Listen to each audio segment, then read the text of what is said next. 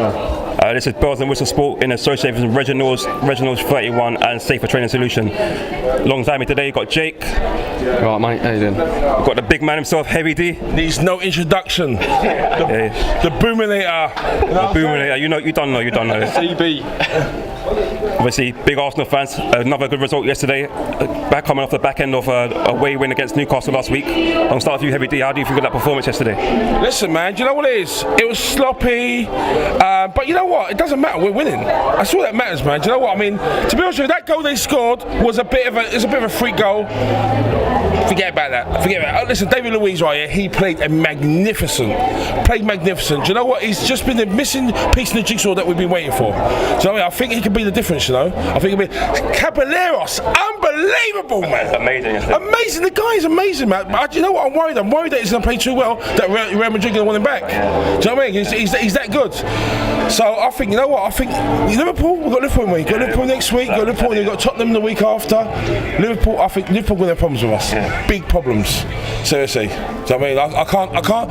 I reckon I can see it being about. I can see it maybe being a 2-2 or maybe even a 3-2. So we might be able to sneak it. Do you know what I mean? But what I'm worried about is they're passing back from the back that David Luiz is doing. It's very scary. It's not doing Montego any good. Do you know what I mean? It's not doing Montego any good because that's very risky strategy. Do you know what I mean? And I don't know because they do it every single time the goalkeeper picks up the ball and he gives it to David Luiz and he plays it out from the back like that and plays it across the goal against the big guns like Liverpool. Is that going to work? Liverpool pressed very well as well. They pressed very well. So let's get away with that on them sort of tactics. That's very risky tactics. I didn't like it. I wasn't used to it. It was very scary. It was very hair-raising. And I don't know, man. I don't know if that's the right way to go. But do you know what? We're winning at the moment. So do you know what it is? We're not going to moan because we're winning. We only moan when we lose. That's the rule. Don't moan when we win. Do you know what I mean? But when Arsenal lose, that's when it's going to come into question. It's with anything, isn't it? But if we carry on winning, then it's all good. It's all good. Right now we're winning. We won 2 games, and that's it. We're like, we're second now. Yeah. We're second in the league. If we beat Liverpool, we can go first. So it's just let's stay optimistic. Let's stay positive. Talking about Liverpool, obviously they won yesterday against Southampton 2-1, but very, very shaky at the back. To be honest, they should have been maybe dropped points yesterday. Jake, do you think Arsenal can get some positives from that in terms of when we go away from home? Can we exploit them? Obviously, like they had problems with the goalkeeper. Adrian made another mistake yesterday. Can Arsenal exploit that? Can Arsenal really cause Liverpool problems and maybe even get a draw over there? What do you think? Definitely. I said already on Arsenal Fan TV, I said we've got the forward 3, yeah? We've got the forward 3. Liverpool can have Salah, Liverpool can have Firmino, they can have Mane, but we've got the forward 3 in Pepe, Aubameyang and Lacazette.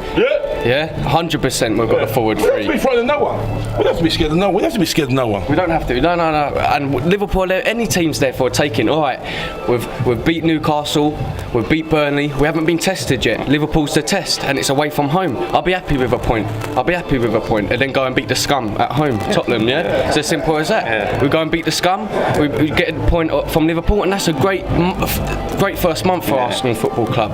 However, the last 2 games, they've been scrappy wins where we've just won by a goal, yeah? But it shows that the defence is doing the job, you know what I mean? And for how many years have we cried out for a decent CB and a decent defence, and to get that sorted? David Luiz has come in and he's Premier League proven. Yeah. He's worked with Unai before. He's a leader. We've had that debate on Arsenal Fan TV, me and Evie has, that he should be made Arsenal captain this season. Not Xhaka, he ain't a leader. Ozil's not a leader. David Luiz is a leader through and through. He's also a winner. He's won everything. He's won everything. Every single possible trophy you can win in England, he's won it. He's a leader. He's got that sort of buzz about him, good mentality. Yeah. And obviously, I think the first game of the season when we played Newcastle away, he actually gave Maitland-Niles a bit of a boost. And Maitland-Niles went on to get an assist for the winner. Talk a bit about next week. Obviously, going away from home, last season our record away from home was absolutely atrocious. Can you see it improving this year again? Can you see us going away to big teams and putting a performance in where we've lacked before? Well, we've already won 1, haven't we, away? And that was the first game of the season. We don't normally, for the last few seasons, other than when we beat Leicester, we've been losing the first game of the season. And we always need the start of the season and the end of the season, always the crucial part of the season. You know, the start dictates where you're going to go, and the end of the season is going to dictate when you're going to finish. So I think we need to, like I said, we ain't been tested yet. So Liverpool's a big test next week. Liverpool's a massive test, and we've got to go out there and prove that we're actually going to challenge for things for a change. Listen, I'll be straight with you. I mean, if we get a draw at Liverpool, we're going to beat Spurs. That's a given. Right? They've won once in 20 years at our place. Right? We don't lose against Tottenham at Arsenal. I hope this don't come back to haunt me. I don't want to jinx it. But Tottenham don't beat us at home. It don't happen. It don't happen. It never happens, right? Yeah. You guys can't. You ain't ready for the Emirates. You're not ready. You're not ready, right? But honestly, right? Yeah. If we get 4 points out of the 2 games, I'll be happy. If we get a draw at Liverpool, I think it'll be a result because we'll go top, and then we're going to beat Spurs. We have to beat Spurs. There's no ifs or buts. It's bragging rights. We have to beat them, 100%. Listen, failure's not an option. I don't want to draw. I don't want to draw against them because really, truly, last year when the Aubameyang missed that penalty, that hurt me. I still have nightmares about that. That's hurtful. But as I said, they got lucky last year. This year, let's just put that to bed now. Let's put all of those exercise of demons, put it to bed, thrash them 3-0. Nothing less than that. Listen, Tottenham ain't nothing. They've come above us for the last 2 years, but what they done in 2 years? They won nothing. All right, they got to the Champions League final, but they bottled it. Yeah, we bottled it in Europa League, but to be honest with you, they're saying, oh, we're better than you, we're better than this. The last couple of years, they're nothing. So big test coming up in the next 2 weeks. We'll get a point at Liverpool and we absolutely smash Tottenham, shut them up for a change, yeah? The only time I like seeing Harry Kane play football is when he's in a different white t-shirt, and that's the England t-shirt. That's the only time, yeah? But other than that, Tottenham, they're nothing compared to the mighty Arsenal. I'm going to talk a bit more about Ceballos' performance yesterday. For me, it had shades of Asante Cazorla. The way he changed direction, tight areas, very good player. Sauce and Heinz. Sauce. How big a signing can he be for Arsenal this season? Can he be the player to get us in the top 4 the first time in 3 years now? Massive signing, all right. It's a shame it's going to be a lot, but yeah, he might like it here. He might get a bit of big success under his belt with us. He might fall in love with the fans, like we're going to fall in love already, and he might want to stay. So it's up to the player at the end of the day. He's a massive player for us. You can see that. I gave him a 9.5 out of 10 for yesterday's performance, and for his first home game, that's amazing. He was the best player on the pitch. And he's just fit right in. And you're right, he dictates, and he's always everywhere. Caballeros you think about it, right? Yeah, we've got a centre back. We can't believe that we've got a world class centre back in Luiz, right? Yeah, a leader, right, and we've got someone to replace Cazorla. This could be a mental year for us. It could be. I'm talking about we might even challenge for the title. I don't want to overrate the pudding, but it's possible. Look, they need to gel. They need to get to know each other. But look at it on paper. That's a great team there. A great team. And a great even bench as well. The bench is looking strong as well. Mate, I'm telling you, man, the possibilities are endless. Our priority has to be getting to the Champions League. That's got to be our priority. But if we get look, Tottenham have been sort of in the reckoning for the last couple of years in the title till the latter months. If we could get ourselves into a position by February, anything's possible. If we're still within touching distance in February, anything's possible. You know, we're looking good so far.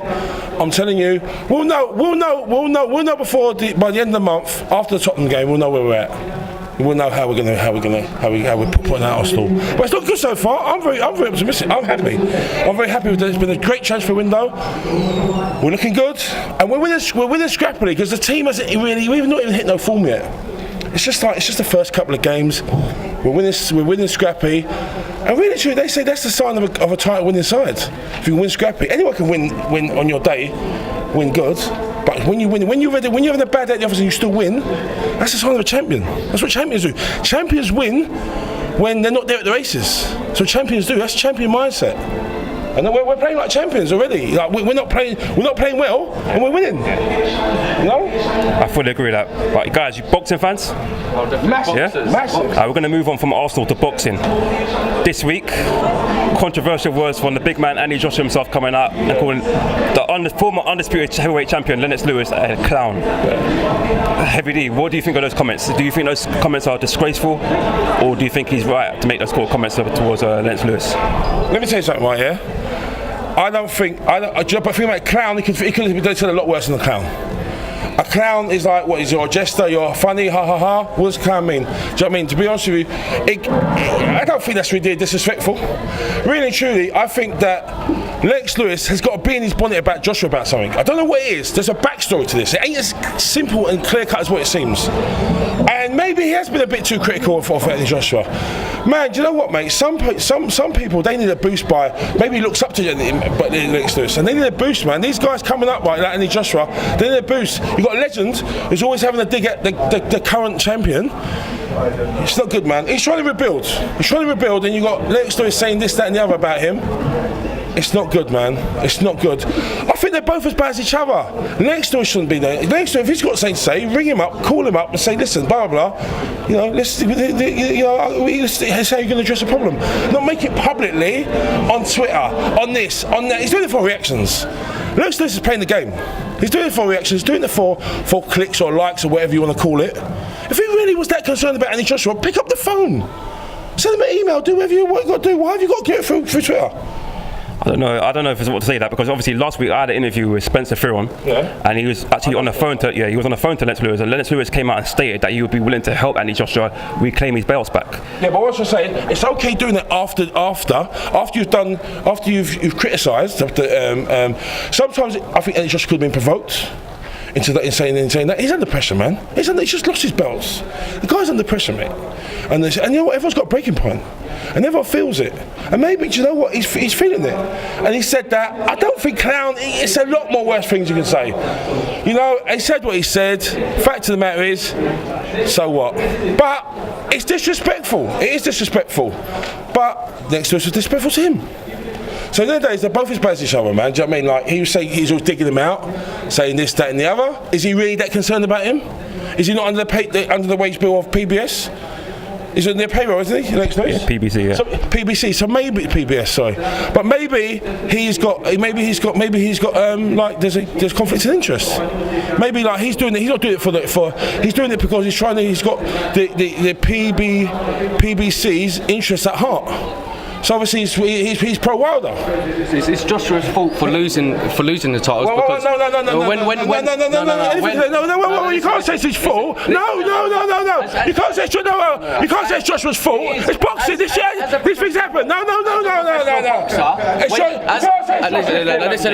Let me have my say. As a professional boxer like Anthony Joshua, I'm boxing myself. When he and Joel Miller didn't happen, he should go, all right, I need more time to as a boxer, me being personally my own opinion, if let's say I'm fighting heavy, and he takes a drug test and he fouls it, I'm not going to go in and go, fuck it, I need an opponent, let's go and get him. No, you take your time. I like judging. I like having. Don't you think he done that? Because there was a list of options. Well, he didn't do it well then, did he? Because he lost his belts. No. Listen. He didn't do it well. Listen. When everyone's paid for, when you got the Madison Square Garden, everyone's paid for. Hang on a minute. When you got everything paid for, the show must go on. If you're just saying the show must go on, they've got to get a replacement. Just because Gerald Miller fucked up doesn't mean that they can't get a replacement. But he don't have to prove nothing to the fans. He had that fight set. If everything's paid, if the date's been set, the show has to go on. The date's been set, it has to get an opponent. Refund the fans. No, you can't do that. I want to finish up on one thing. I want to finish up on one thing, You can't do that. I want to finish up one thing. Billy Joe Saunders signing with Matchroomboxing. Good move. It's my boy. Legend, mate. He could beat Canelo. Canelo could be tailor-made for him, I'm telling you. Big up Billy Joe. Yeah, he'll beat Canelo, 100%. You heard it here on Bells and Whistle Sport. Bit heated. But tune in to us on Instagram, Facebook, and all social media handles. Thank you.